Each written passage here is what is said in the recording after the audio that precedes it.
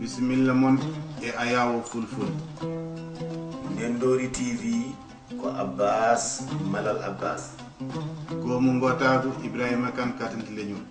On jarama.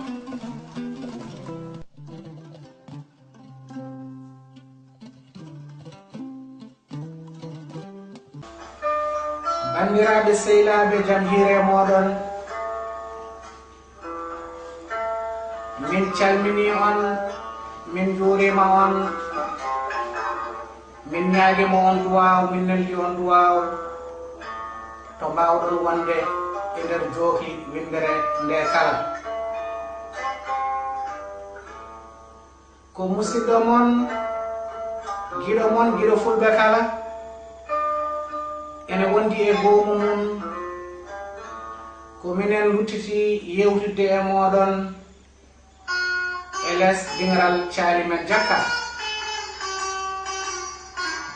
Bandiraɓe sehilaɓe, hande gonɗen ɗo koye wuro wiyetego Elbef e nder jimani France.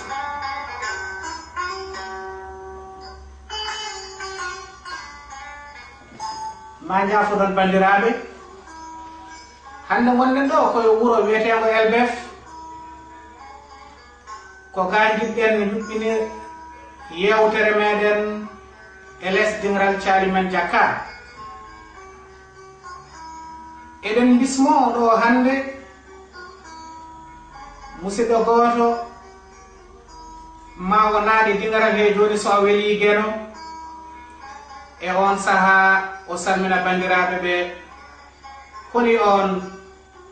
on wiyete Abdoulaye Ndiaye ko ɗo e Elbef Allah waɗimo hande jiyaɗo to nokku men ene wiye Hamady ounare e nder dowla Sénégal e diwan Damga.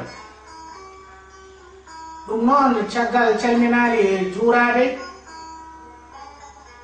hande gonɗen ɗo henna koye studio NdendoryTV to Abbas Malal Abbas. Eɗen gowno haaldemo e kala saaha koye goomu he o jeeya. Hande ko ɗon yimɓe jiɗi yuɓɓinde yewtere nde ɗo Elbef ɗo. Amin mbiya Ismaila Sabbana ɓen gonanɗen Duwabra e Ɓuley Thiam e Samba Siley Ndiaye e Hulimata Ba wonɓe to Luwabra, Pullo Camara gonɗo to Paris e Adama Dia e joom suudu mum wonɓe to Manfula Joni. So tawi oɗon jogui kabaruji hade men fuɗɗade yewtere, oɗon mbawi hokkude yimɓe kabaruji. Ɗum noon amin mbiya musidɗo meɗen kono Abdoulaye Ndiaye, amin mbima bisimilla ma e ɗingral ngal. Hankkadi o yettima ɗingral ngal. Ɗum noon musidɗo Abdoulaye Ndiaye, amin mbima bisimilla.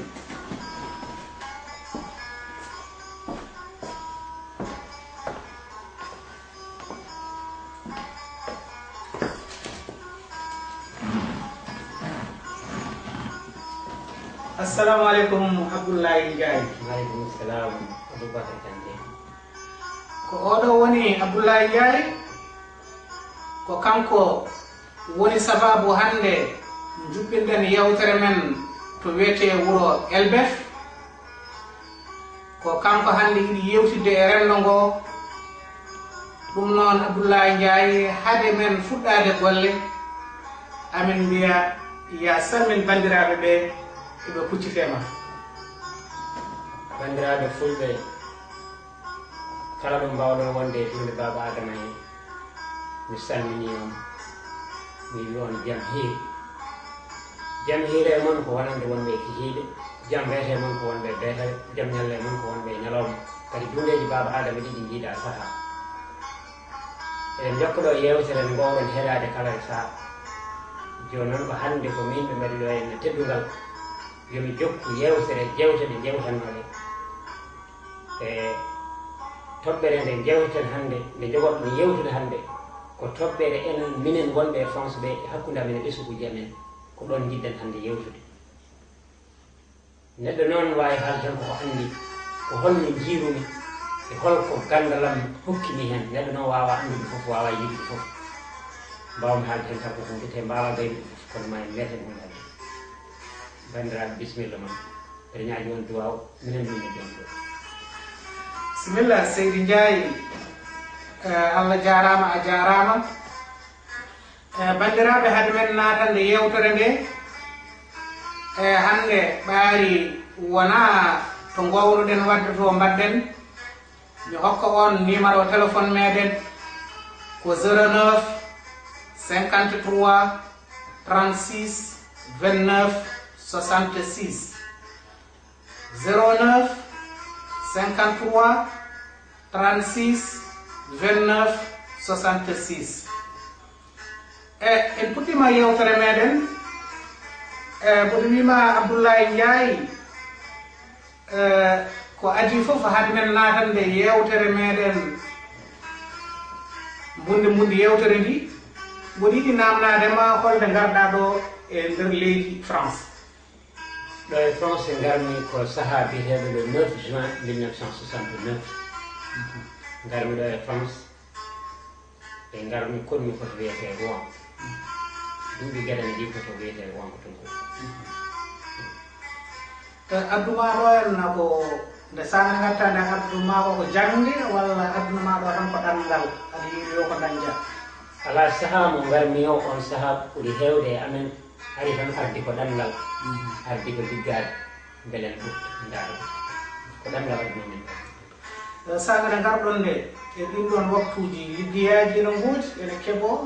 walla kono jamanu hannde o wayni ko noon wano so tawi won ko joguiɗa seeɗa kalna hen yimɓe seeɗa. ala on saaha nde min gari nde liggiyaji ne mbeeɗi ene keewi sawtete e nder liggiyaji he ko ɓurɗi ɓuuɓde walla ɓurɗi yobde kono ɓe garta ha nokkuji koɗande amen ɓe garani min garmi liggoɗo on tata liggi ene mbeeɗi koɗanɗene ene mbeeɗi e on ɗon saaha e on ɗo saaha kadi koɗande ene mbeeɗi ko wonande hoɗoɓe foyeji ɓe on ta kala garɗo e leydi he ko ɓuuri hewde hoɗata koye foye minen sanga nde min gari nde hay foyeji mahama ene wawi noon adinoɓe min ɓe ɓen koye galleji tan particulier kono minen kam tanzaneje e duuɓi min gari ɗi ɗin kam on ta foyeji ne goɗɗi koye nder foyeji ne goɗɗi te foye ne heɓolen sa wondan bamden tan handanade nde waɗa suuɗi par ce que nekka noon jammuji ene jaatin ene mbaylo ɓaari noon eɗen joofiɗen yewtere men nde ko hakkude men e sukaɓe men hade ɗum hade sukaɓe kam mi sikku ko dewle walla holno yimɓe gaddiri galleji mum e leydi ndi ko ɗum ɗon addoto taw e teskuya ma holnde yimɓeɓe puɗɗi addude ene galleji muɗen e nder leydi e teskuya ma an min teskoyam e nokkuji meɗen fuutankoɓe ɗi ngandumi ɗi puɗɗimi yiide yimɓe men ne gaddi tan ko dans les années 72 ko adino ɗum ko won leydi goɗɗi gadduno kono enen kam ha Pulaar en ɓe ko ɓuuri hewde meɗen ko nden puɗɗi e addude les années 1972 ɗum noon bandiraɓe sehilaɓe en namnima Abdoulaye Ndiaye fodde holde wari ɗo e leydi ndi holno leydi ndi wano ha e oɗo saaha holno ɓe gaddirɗo galleji mabɓe eɗen jiiɗi ha hande siftinorde yimɓeɓe numéro téléphone men ko 09 53 36 29 66 09 53 36 29 66 hande jiɗɗen ɗuɓɓinde yewtere men ko hakkude meɗen e sukaɓe meɗen joni Abdoulaye amin namnima walla amin mbima fodde ko ganduɗa e sukaɓe he ngam ka animateur gonnoɗa aɗa yewtude e sukaɓe ɓe aɗa andi holi kamɓe kadi ko ɗo gonɗa e leydi he aɗa wondi e galle ma an hoorema aɗa jogui sukaɓe e kaɓa yewtande hen yimɓeɓe fodde ko ganduɗa haade yimɓeɓe nadde e ɓoggol téléphone ɗum noon bisimilla ma kalana yimɓeɓe fodde ko ganduɗa hen onon jinnaɓeɓe côté mo ganduɗa hen e côté sukaɓe he ko ganduɗa hen e on saaha bandira fof e kedma e hakke ko gandumi hen wonande hakkude jinnaɓe e sukaɓe wonande sukaɓe jibinanoɓe adana ɓe dañnoɗen adana ɓe ɓen on saaha kala gaynude jangde ne heewi dane liggey on ta ɗum waɗani caɗele gati nden liggey saɗani te Allah waɗi kadi kamɓe adinoɓe arde ɓe fof ɓiɓɓe men ɓe giri noon ɓe dañi ɓe fof Allah waɗi hen newoya ɓe dañi gande ɓe dañi liggeyaji ɗum yeehi noon ha waɗi saaha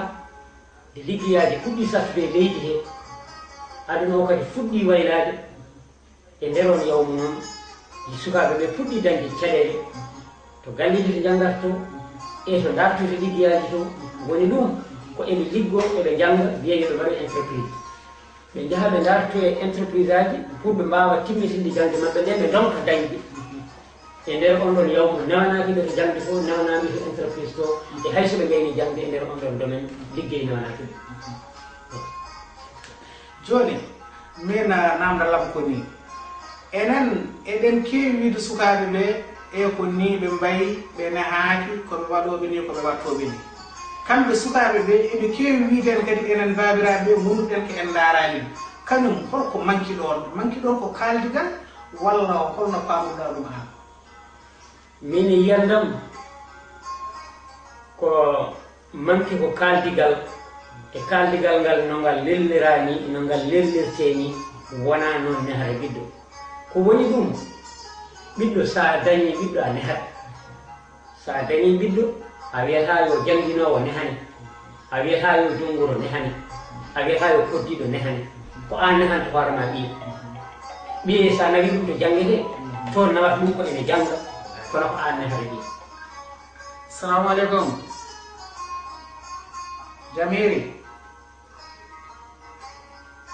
Jamiri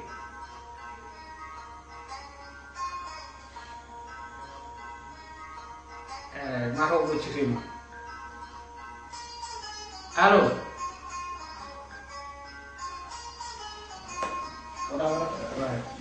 eywa koni jokko mbimi ɓiɗɗo ko an nehare ɓiɗɗo gati ko jinnaɓe nehare ɓiɗɗo wallahi e ɓiɗɗo pullo ene joguino ene heew Jamiri allo on kene jam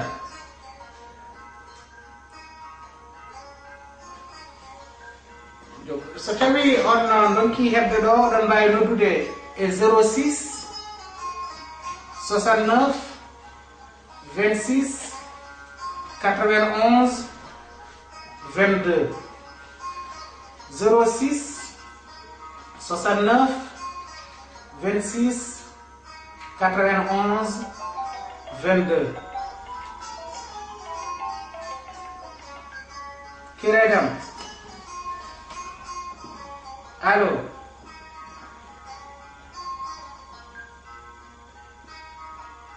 Jamiri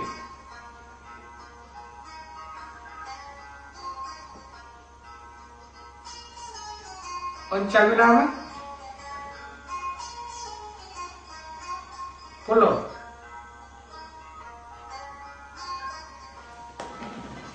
jokko e woni mbimi ɓiɗɗo nehare ɗum ko jinnaɓe mbi jinnaɓe nehare ɓiɗɗo mumen nawa to janguinoɓe janguinan ɗum ɓiɗɗo mumen saɗa neha ɓiye noon calminama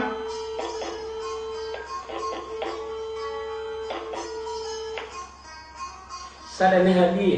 poɗɗa fuɗɗorade kono neranoɗa a wiyata aɗa dal ɗum mbaɗi bonni ɓiɗɗo so jibinama ɓuri takkade ko yumum so debbo so gorko haw daña sarten duuɓi